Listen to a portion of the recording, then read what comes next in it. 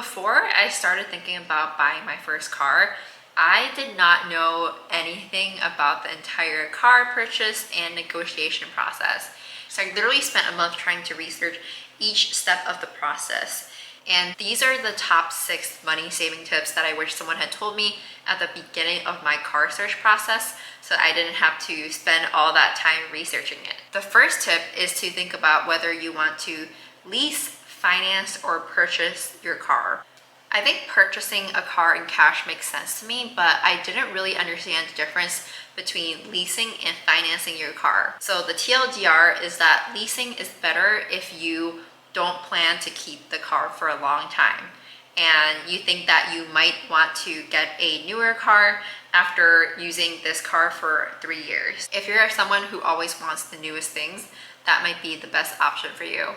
However, in general, leasing is more expensive overall than financing or buying, just because you're often putting down a down payment at the beginning of leasing, and then you're making monthly payments that are smaller than the financing monthly payments, but then you also have to pay for the depreciation over time as you are leasing. So at the end, if you want to actually buy out the whole car, it will often cost you more than just buying the car outright if you plan on owning it from the beginning. In terms of financing versus buying it in cash, I think most people finance it just because buying it in cash isn't a feasible option for a lot of people because of the lump sum needed. But even if you have the cash to buy it outright, one pro tip is to finance the car first, get that rebate, and then a few weeks later, pay off the loan completely.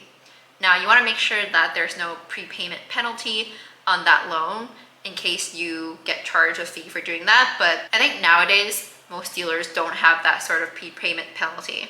So I think it's totally fine to do this, and that way you avoid paying the interest. The second money saving tip that I have is to always negotiate with the out the door price. So the out the door price is basically the price including all the fees that they might add on to the sticker price.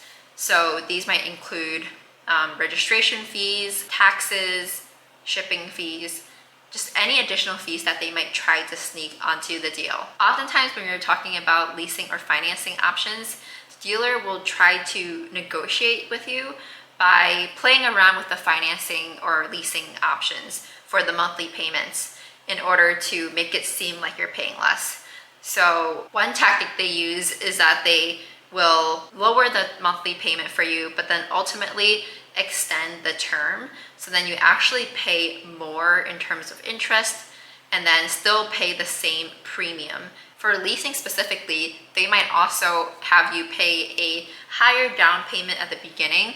So then it seems like you're also paying a lower monthly payment. To avoid these pitfalls, just make sure that you keep coming back to that out the door price. The third money saving tip that I have for new car owners is that when you're in the midst of the car search process, to actually compare prices between dealerships over email instead of going to each dealership in person. The reason why you should do that is because not only does it save you time, but it actually gives you more leverage as a buyer. So the dealership might tell you that you could only get a better deal if you come in person. But if that happens and you're early in your car search process, just don't agree to that. Just say, I'm not coming in person until I know what the lowest price you could get me is. This is because they know that once they have you in the door of their dealership, then they have a ton more leverage for you to walk away with a deal that they're comfortable with. And this is because a lot of people have fatigue when they visit so many different dealerships and they kind of just want to get the process over with. Doing things over email also gives you leverage in terms of time. So you don't have to respond to an offer from one dealership right away because you can actually use that offer to negotiate with other dealerships. So kind of pit the offers against each other until you decide on one. Now, if they don't respond to you over email, then it's okay. There's so many other dealerships out there who will respond to you and try to make that sale. So just work with the dealerships that end up responding to you over email. The fourth tip is that when you're thinking about the cost of buying a car, don't only think about the car's price. Also think about all the other fees that come along with car ownership, such as maybe paying for a parking spot at your apartment or paying for car insurance. For a newer driver who's getting their first car, it could be pretty pricey.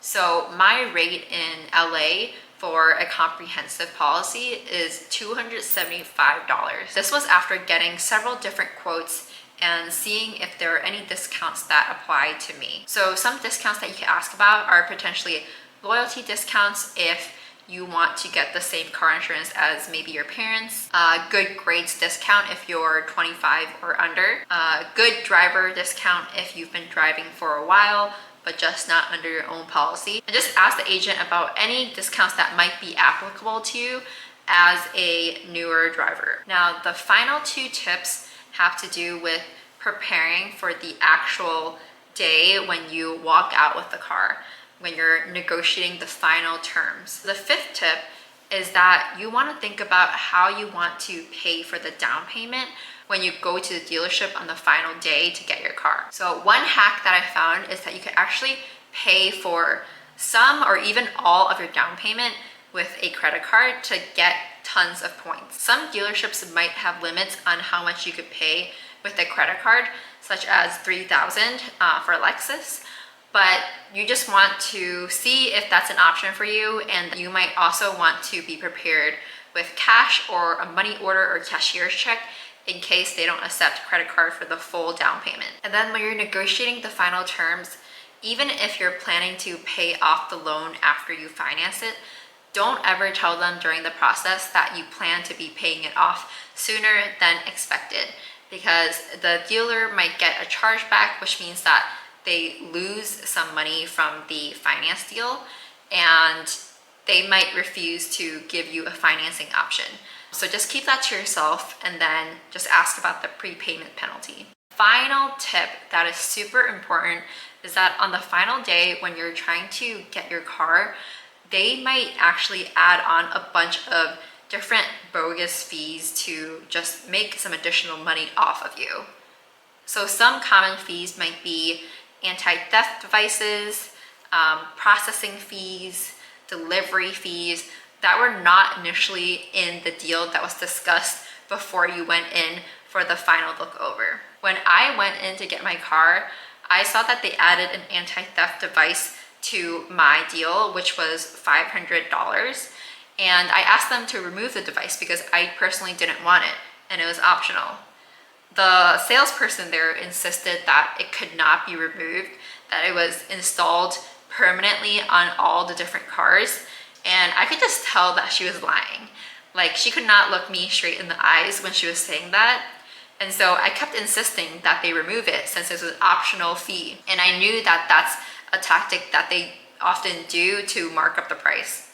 After insisting and talking to the finance guy about it, he actually had them remove the anti-theft device for me.